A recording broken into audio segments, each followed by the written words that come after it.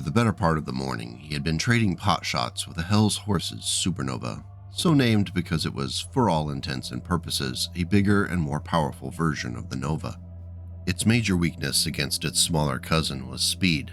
Ben's Nova was 60% faster, and he could move in, strike, and pull back with relative ease. The game was becoming wearisome, though.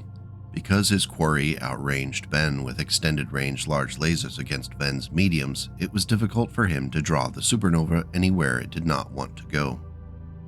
Test of Vengeance, page 200, by Brian Neistel. I wonder if early on in the clan invasion there were instances where Inner Sphere units believed they'd have an easier time hitting a clan's second-line unit. It must have been quite a realization when their forces ended up being ripped apart by 2C battlemechs and Golden Century masterpieces. Clearly, mistakes had been made. The complete story for the Supernova is one that largely still waits to be told. Across the available lore and fluff, there are still pieces missing for what is a rather terrifying machine. We're going to sift through what's there, and hopefully we can build a foundational understanding of what makes this 90-ton battlemech such a monster. When described as the mainstay mech of Clan Nova Cat garrison forces, one might assume that the Supernova first produced in 2846 was a lackluster design, or one that lacked a considerable punch. This couldn't be further from the truth. While many of the hardware components weren't the latest and greatest in endosteel or extra light fusion engines, this ended up benefiting the design overall by making it less vulnerable to incoming fire. It was one thing to start a fight with a Supernova, it was another to live long enough to finally take one down. The Supernova was constructed from an NCIS standard Type A frame around a consolidated Fusion 270 engine.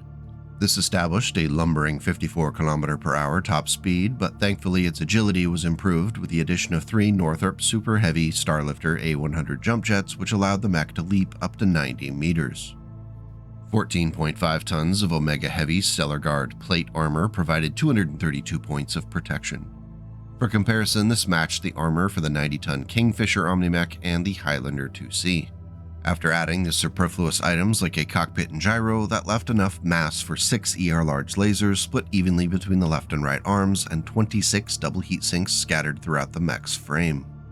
If you're doing the math in your head there, you're probably better at it than I am. 6 ER large lasers producing 12 heat per shot adds up to 72 heat. With 52 possible heat sinking per turn, that would leave the Supernova at 22 plus heat into the red on an alpha strike on the run scenario. It's a problem similar to the Nova, a medium Omnimech which is generally considered to be inspired by the Supernova. While that much excess heat would cause significant movement and targeting issues, the mech's lack of any weapons that need ammunition avoids the most terrifying of consequences. In the right moment, when the target presents itself, it might be worth it for the Supernova's Mechwarrior to channel his or her inner Pink Floyd and bring on the light show. While 60 damage in 10 damage chunks might not be too terrifying on a fresh target, it wouldn't take very many rounds before the armor runs out. If the Supernova can give more than it gets thanks to its ability to hit at long range and use its jump jets, most possible targets are going to have a rough time. Even the clan's fancy new assault class Omnimechs. Zane was surprised to detect the slightest note of jealousy in his friend's voice. Then he realized that Samuel's loss to the Star Colonel must have been devastating. After all, Samuel piloted a 90-ton Supernova, one of the heaviest mechs in the Dragon Cat cluster. With incredible armor protection and mounting an unheard-of 6 extended-range large lasers, the Supernova was a long-range firing platform destined to provide fearsome support to the other members of its star. Samuel was a superb Mechwarrior who had fought in Operation Revival after the Novacats joined the clan invasion of the Inner Sphere. Path of Glory, page 117, by Randall N. Bills. The design history for the Supernova stretches back to the Star League, with engineers looking at the successful King Crab and pondering the possibilities of an assault battlemech that was not tied to logistics lines with large bore autocannons and missiles. Their first attempts at retrofitting the King Crab with an all-energy loadout led to issues with keeping the mech from shutting down due to a lack of space for heat sinks. Through each iteration, the design moved with the Exodus fleet into the periphery, shed 10 tons, lost the ferrofibrous armor, and took on a more sleek profile. Looking at the original Dwane Loose line art for the Supernova, you can definitely see a hint of king crab in there. Production runs filled the ranks of the Clan Novacat Tumen, and it was considered a success. Though like many other Clan battlemechs, the Supernova took a back seat with the arrival of Omnimech technology. Much like the Stone Rhino and the 2Cs, the Supernova became a second-line battlemech, even though it remained a potent purveyor of death and destruction. Ben looked up from his monitors just in time to see the Supernova leaning out from behind a building some 5 blocks away. It fired the 3 large lasers at the end of its left arm, the brilliant red beams stabbing out at the speed of light. 2 of them hit the Nova's right leg, despite Ben slamming the control stick to the left in a quick evasive move. Before his opponent could line up another shot, Ben engaged his jump jets. He headed for Umbriel's position, leaping over 3 buildings, only to come crashing down on a pickup truck parked next to a vidphone booth. Test of Vengeance, page 200 and 201, by Brian Neistel. Unlike some battlemechs that were jealously guarded by the clan that produced them, the Supernova did end up in the tumens of most of the other clans, especially after Operation Revival began to drag on and the invading clans unexpectedly had to rapidly replace lost machinery. The predicted swift victory evaporated and every invading clan needed as many battlemechs as they could get. During the Battle of Tukayyid in 3052, the Supernova was spotted among the forces of all of the participating clans. If not in the frontline forces, then in the supporting units. Following their clan's embarrassing performance in the trials, the Novacats struggled to find purpose beyond rebuilding and reinforcing their inner sphere holdings. Communication with the Draconis Combine affected the clan's view of their perceived role in the future of the Inner Sphere, and when the Second Star League was announced, the Novacats took the bold and perilous step of siding with the Inner Sphere rather than fellow clanners. This, of course, went over with the other clans about as well as throwing a live grenade into a chicken coop. The destruction of Clan Smoke Jaguar also brought with it the abjuration of Clan Novacat from the clan homeworlds. They were given 3 months to pack up and leave, but were attacked before the deadline by the Crusader clans, which wanted to make a point of obliterating those they considered traitors to the clan ways. During that fighting evacuation from the clan homeworlds, Star Captain Samuel, later Samuel Dvalis, made a name for himself among fellow Novacats as he made the attackers pay a heavy price. Known for his measured temperament and wisdom, Dvalis racked up 12 battlemech kills in his Supernova and saved countless Novacat lives in the process. When pitted up against the Hell's Horses on Yum of Rock, Dvalis and his star stood up against a numerically superior force. Then a star commander, Dvalis was an anchor for his star, firing blast after blast of large laser fire into the horses as they tried to envelop the Novacats. Eventually, when the Ghost Bears joined the fight, Dvalis' Supernova finally gave out and he was wounded. Thankfully for the Novacats, Dvalis was successfully retrieved and evacuated. Following the Dominion Combine War, Star Captain Samuel Dvalis earned his blood name and the honor of choosing a new battlemech. He picked a newer variant of the Supernova and named it the Ebony Dragon to honor a fallen comrade. The first Dragoon's mech Thabo saw was a clan-built Supernova. He hissed and jammed his throttle all the way to the stops, cutting the Stormcrow right even as he twisted its turret-like waist so his extended-range lasers would bear. He fired as the Stormcrow accelerated. Both his lasers struck, cutting into the thick armor over the Supernova's chest and arm, but having no other effect. The assault mech's armor was so thick he'd have to hit it again and again. The Supernova adjusted its arm and fired back with half of its weaponry, which was 3 extended-range large lasers identical to Thabo's. Only one of the beams hit his speeding 55-ton mech, but it was enough to strip more than half the armor from his left arm. Redemption Rights, page 210, by Jason Schmetzer. After 200 years of faithful service, the Supernova was due for an upgrade. Novacat engineers, now based in the Inner Sphere, sought to use the Supernova as a platform for new technologies, even if this meant abandoning the all-energy weapons loadout of the original. The Supernova 2 that debuted in 3062 was more than just a weapon swap. In order to free up additional mass, the mech's frame was upgraded to endo steel.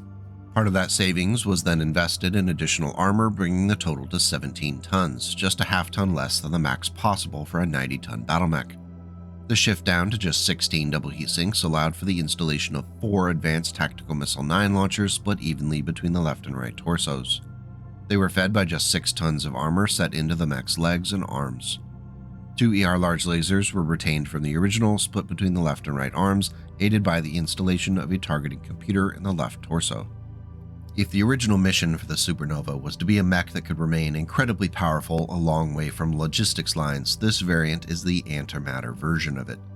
With just 10.5 shots per ATM launcher, the Supernova 2 traded longevity on the battlefield for the flexibility of the ATM, which included the possible 108 damage if all 36 high-explosive missile rounds hit a target. Heat generation remained an issue for the Supernova 2, and this time with the added worries of ammo explosions. Even with Clan Case being standard, both legs were packed with 14 shots of ATM ammo. You might want to make sure those bins are near empty before you go all in on alpha striking multiple turns.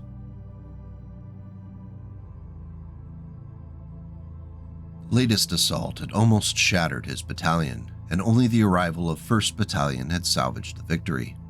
The Nova Cats had withheld their heavy and assault mechs until the final moment and then unleashed them. The Star of Heavies consisted of 2 Supernovas, 2 Nova Cats, and what Yoshiro thought was a Highlander 2C.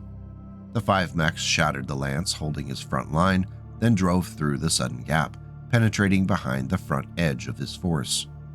Then the clan mechs veered to the left, catching the entire right side of his line from behind. Their massed firepower amounted to more than an entire company of his own mechs. He had lost another lance of mechs in the first 30 seconds following the breach. Path of Glory, page 159, by Randall N. Bills. It's possible that the Supernova fans had buyer's remorse because just 2 years later the Supernova 3 was first spotted and it returned to an all-energy weapon loadout. The hardware swap over to endosteel and increased armor was retained, but the heat sinks were boosted back up to 23. In what some have described as a headhunting build, this Supernova carried 2 ER BPCs and 2 ER large lasers split between each arm, which were aided by a right torso-mounted targeting computer. For close-range conflict resolution, a pair of medium pulse lasers were added, one to the center torso and the other to the mech's head. The accurate fire from the twin ER BPCs was vaguely terrifying, but made all the more so considering one of the ER large lasers could be added to the shots without creating heat buildup. Only when that second ER large laser was fired would the Mechwarrior have to deal with having to watch that heat gauge. Operating as a powerful long-range sniper build, the Supernova 3 is a monster that borders on unsporting. This judgment is tempered by the fact that I know what's coming down the road, which will push things toward an untenable extreme. The battle lasted another 25 minutes, with both clans putting up a horrific fight. Dug in the edges of the petrified forest, Colonel Sterling held her forces back, awaiting the final outcome. Her earlier efforts to keep the fight balanced paid off. Only about 15 Omnimechs and fewer elementals remained. Those that did were horribly mauled and mangled, a tribute to the fight they'd put up. It was hard to make out much in the haze of battle, but her long-range sensors told her that the victors were the Nova Cats. There were no sign of survivors among the Smoke Jaguars. They had fought to the death. Impetus of War, page 279, by Blaine Lee Pardoe. In 3067, the Supernova 4 stomped onto its first battlefield, and well, let's just say that this thing tests the limits of what many would put up with in a friendly weekend game of BattleTech. Once again constructed with endosteel, the 17 tons of standard plate armor are there, and it carries 18 double heat sinks. The unfairness arrives in the form of 4 large pulse lasers aided by a right torso-mounted targeting computer. This -3 boost to accuracy, along with enough heat sinks to fire all 4 of the lasers twice before suffering any serious heat consequences, was sure to test friendships and likely result in a ton of dead enemies on the battlefield. In addition to its primary lasers, 2 heavy medium lasers were split between the arms and 2 ER medium lasers were installed into the head and center torso. With all of the lasers aided by the targeting computer and no ammunition on board to prevent it, just going all in and worrying about the heat later makes the Supernova 4 absolutely brutal. That being said, I wouldn't field one in the tabletop game unless your opponent is extremely understanding of what is coming their way. He targeted the Hellfire and fired his Gauss rifle and long-range missiles.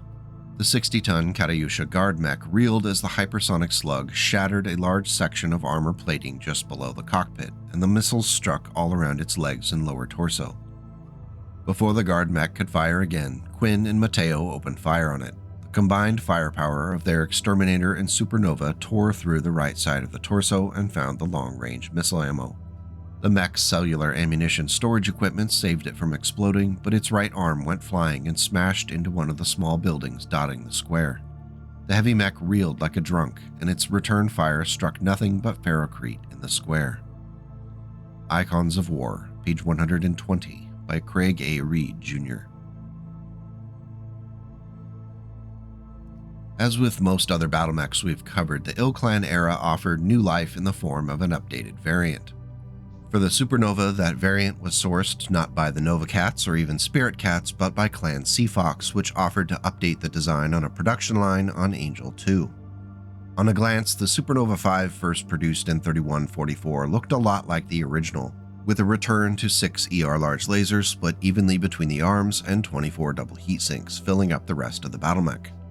However, the use of endosteel bought enough mass to keep the armor levels at 17 tons and left just enough mass and space for 4 coolant pods split between the side torsos. For the uninitiated, coolant pods flush a battle mech's heat sinks with additional coolant, which temporarily improves their ability to sink heat by 1 additional point when used. For the Supernova 5, that means 24 double heat sinks can wick off 72 heat in a single turn. That just so happens to be exactly how much heat the ER large lasers generate if fired all at once. With 4 coolant pods, the Supernova can run and gun on 4 consecutive turns and only end up on the heat generated by walking, running, or jumping. The downsides include the coolant pods being single-use and vulnerable to ammunition explosions should they be critically hit before being used, though that is just 10 damage to the battle mech. 4 turns of 6 ER large laser shots with a possible 5th Hail Mary shot for the win is pretty terrifying. At least it doesn't have a targeting computer. He unleashed his remaining trio of large lasers at the looming direwolf, which seemed to walk toward him almost casually, closing the distance to a brutal point-blank range. It would be nearly impossible for Bragg to miss.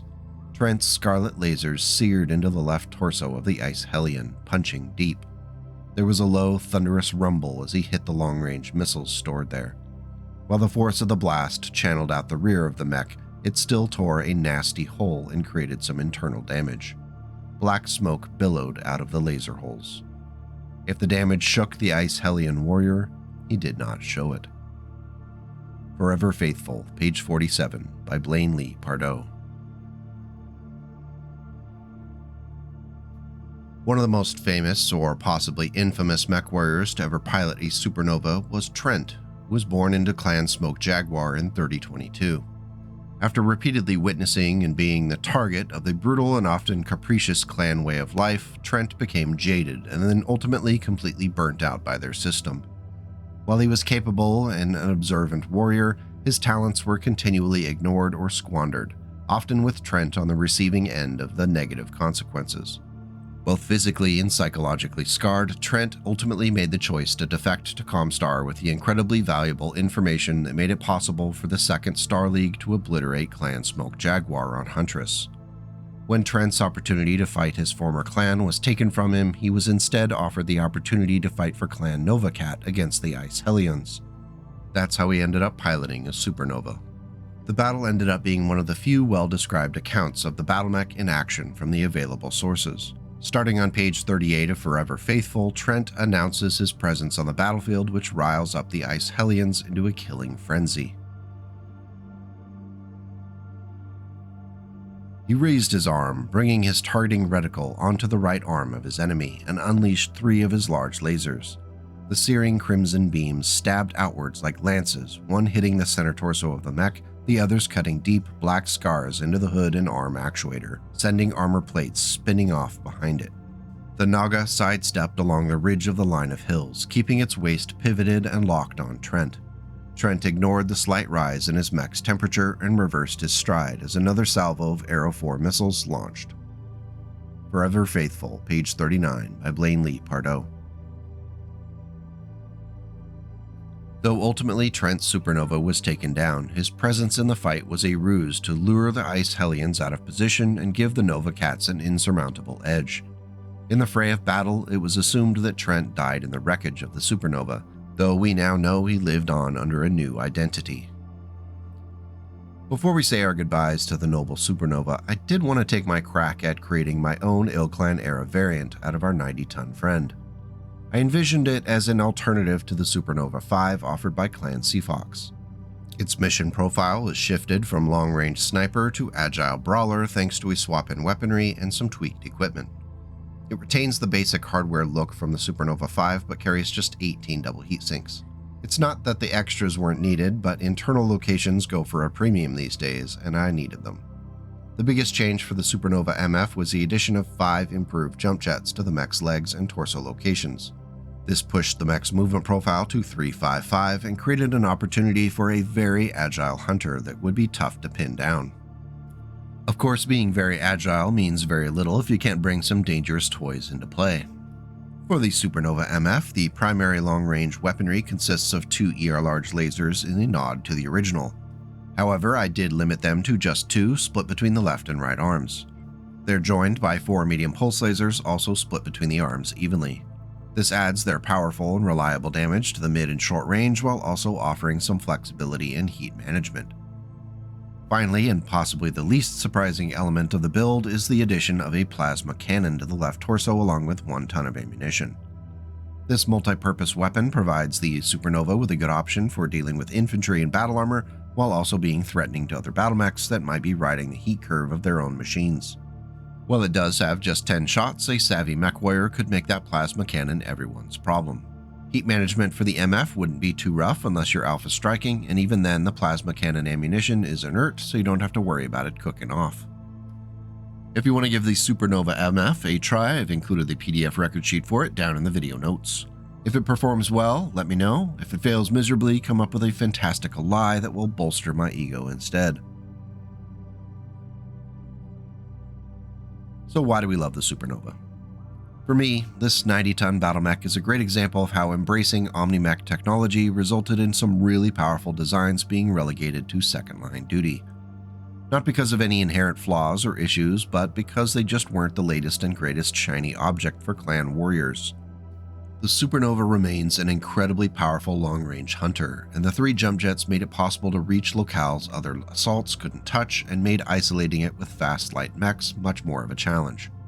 Each of the later variants offered reasonable upgrades, though the Super No. 4 is an absolute friendship killer.